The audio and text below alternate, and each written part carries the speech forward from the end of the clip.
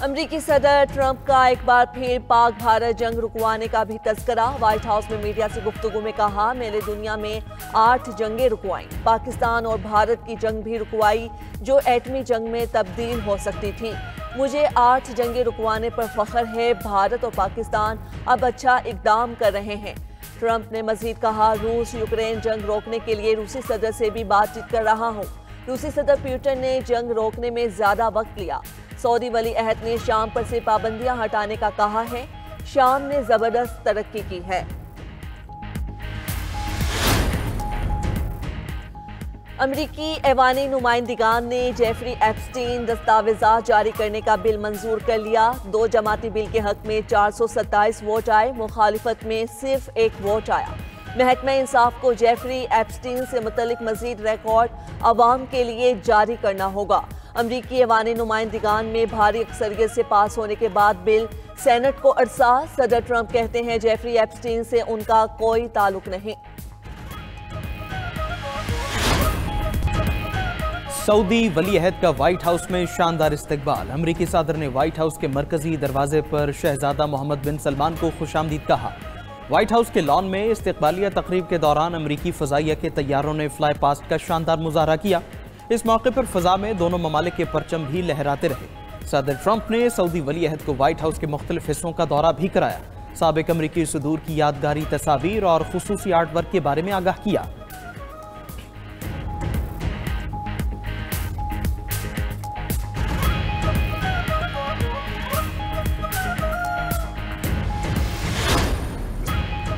अमरीकी सदर ट्रंप और सऊदी वली अहद की व्हाइट हाउस में अहम मुलाकात। मीडिया से गुफ्तगू में अमरीकी सदर ने कहा कि सऊदी अरब अमरीका में 600 अरब डॉलर्स की सरमायाकारी करेगा। अमरीका सऊदी अरब को F-35 लड़ाका तैयारी देगा। सऊदी अरब के साथ मसनूई जहानत पर काम करेंगे। उनके लिए एडवांस चिप्स की मंजूरी पर काम कर रहे हैं। सऊदी अरब से सिविल न्यूक्लियर मुआहदा भी हो सकता है। हमारे टैरिफ के इस्तेमाल से अमरीका में पैसा आया। मेरे आते ही अमरीका में 21 ट्रिलियन डॉलर की सरमायाकारी आई। वली अहद शहजादा मोहम्मद बिन सलमान मुस्तकबिल के बादशाह हैं। इस मौके पर मोहम्मद बिन सलमान बोले कि अमेरिका में सऊदी सरमायाकारी 1 ट्रिलियन डॉलर्स तक बढ़ाएंगे। दिफाई मुआहदे पर पहुंच चुके हैं। अमेरिका से ताल्लुकात मजीद बेहतर बनाएंगे। सऊदी वली अहद की आलमी अमन के क़याम में ट्रंप के किरदार की तारीफ। कहा कि हम इजराइल और फ़लस्तीनियों के लिए अमन चाहते हैं। हम इब्राहिमी मुआहदे का हिस्सा बनना चाहते हैं। 2 रियासती हल का रास्ता भी महफूज बनाना चाहते हैं।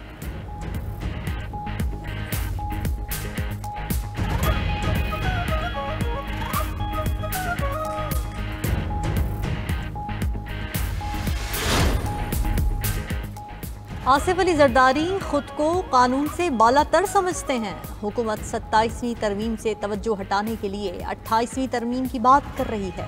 चेयरमैन PTI बैरिस्टर गौहर की मीडिया टॉक। कहा कि जजेस का इस्तीफा उनका ज़ाती फैसला होता है। कोई जज सियासी नहीं होता। अच्छे जजेस को अदलिया में रहना चाहिए, मुस्ताफ़ी नहीं होना चाहिए। हम आईनी अदालत के क़याम की हरगिज़ हिमायत नहीं करते। बुशरा बीबी के खिलाफ ट्रोलिंग मुहिम चलाना अफसोसनाक है। असद कैसर बोले, आइन को अमली शक्ल में बहाल करना चाहते हैं। बानी PTI को कानून के मुताबिक मेरिट पर इंसाफ दिया जाए। तहरीक तहफ़्फ़ुज़ आईन पाकिस्तान की 27वीं आईनी तरमीम के खिलाफ पार्लियामेंट से सुप्रीम कोर्ट तक एहतजाजी रैली, मुजाहिरीन की नारेबाजी। वज़ीर आज़म से अमरीका में मुक़ीम सिख बरादरी की तंजीम के सदर की मुलाकात। वज़ीर आज़म शहबाज शरीफ ने पाकिस्तान आमद पर जसदीप सिख को खुशामदीद कहा। मुलाकात में वज़ीर आज़म ने कहा कि पाकिस्तान में सिखों के मुक़द्दस मजहबी मकामात मौजूद हैं। दुनिया भर से आए सिखों की मेहमान नवाजी करते हैं। सिख बरादरी को हर मुमकिन सहूलियात देने के लिए कोशां हैं। जसदीप सिंह का बेहतरीन मेज़बानी पर हुकूमत पाकिस्तान से इज़हार तशक्कुर।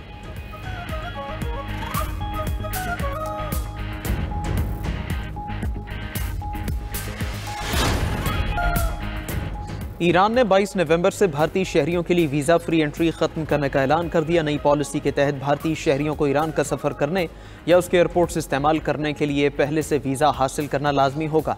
ईरानी वज़ारत ख़ारिजा ने एडवाइजरी जारी करते हुए बताया कि वीज़ा फ्री सहूलत को अगवा, इंसानी स्मगलिंग, हाईजैकिंग और जाली मुलाजमतों जैसे वाक़यात के बाद मुअत्तल किया गया है।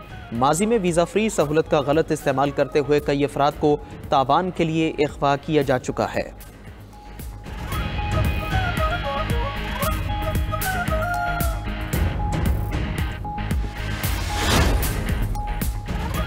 बरतानिया की असाइलम पॉलिसी में तब्दीलियाँ, मुस्तकिल रिहाइश के लिए 20 साल इंतजार लाजमी करार। सियासी पनाह हासिल करने में नाकाम रहने वालों को फौरी मुल्क से बाहर निकाला जाएगा।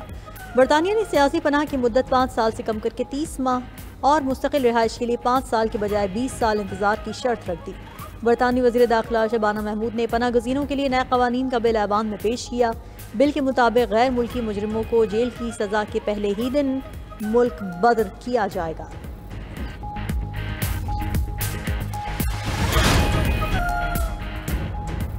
वेनेजुएला ने अमेरिका को मुज़ाकिरात की पेशकश कर दी। सदर वेनेजुएला निकोलस मादुरो का कहना है कि अमेरिकी सदर से बराह रास्त बातचीत के लिए तैयार हैं।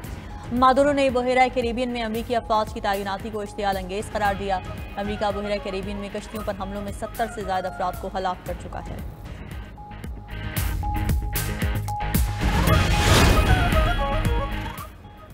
ताइवान से मुतालिक जापान की धमकी पर चीन का सख्त रद्दअमल। चीन ने जापान जाने वाली परवाजों की 5 लाख टिकटें मनसूख कर दी। चीनी शहरियों तलबा को जापान जाने से मोहतात रहने की हिदायत।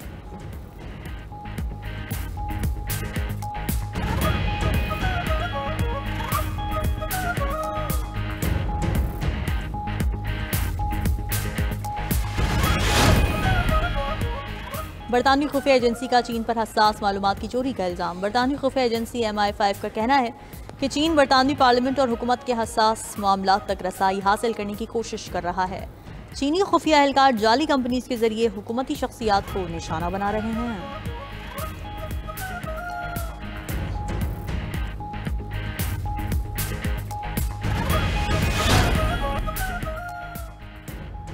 इसराइल की गजा के बाद लेबनान में भी फलस्तीनियों पर बारूद की बारिश। जुनूबी लेबनान में फलस्तीनी पनागुज़ीन कैंप पर हमले में 11 अफराद शहीद। इसराइल ने सेदोन में ऐन अल हलवा फलस्तीनी पनागुज़ीन कैंप को निशाना बनाया। इसराइली फौज का कहना है कि लेबनान में हमास के अरकान को निशाना बनाने के लिए कार्रवाई की।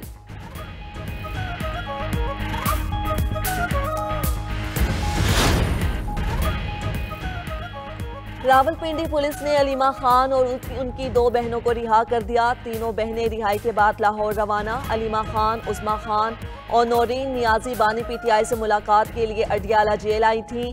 पुलिस ने गोरखपुर नाके के करीब धरने के मकाम से तहवील में लिया था। पुलिस ने कार्रवाई करके धरना भी खत्म करा दिया।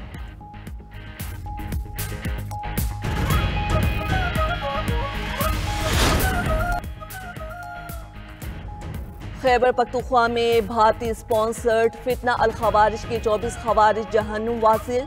ISPR के मुताबिक सिक्योरिटी फोर्सेस ने दहशतगर्दों के खिलाफ 2 अलग अलग कार्रवाइयाँ की। जिला बाजोड़ में इंटेलिजेंस बेस्ड ऑपरेशन में 11 खवारिज हलाक हुए। हलाक दहशतगर्दों में उनका सरगना सज्जाद उर्फ अबूजर शामिल। जिला बन्नू में दूसरी कार्रवाई में 12 खवारिज मारे गए। उधर खारजी दहशतगर्दों की बन्नू में धमाके की कोशिश नाकाम। बारूदी मवाद नस्ब करते हुए फितना अल खवारिज का दहशतगर्द मारा गया। CTD ने पेशावर में भी दहशतगर्दी का मंसूबा नाकाम बना दिया। जर्मनी और स्वीडन के दरमियान दिफाई ताउन मजबूत बनाने के लिए अहम मुआहदे पर दस्तखत। दोनों मुल्कों का मुआहदा बर्लिन सिक्योरिटी कॉन्फ्रेंस के दौरान हुआ। नए फ्रेमवर्क के तहत दोनों ममालिक मुश्तरका फौजी तरबियत और जदीद टेक्नोलॉजी की खरीदारी करेंगे। सलाहियतों के फ़रोग़, मुश्तरका ऑपरेशंस में हम आहंगी और साइबर डिफेंस जैसे शोबों में भी मिलकर काम करेंगे।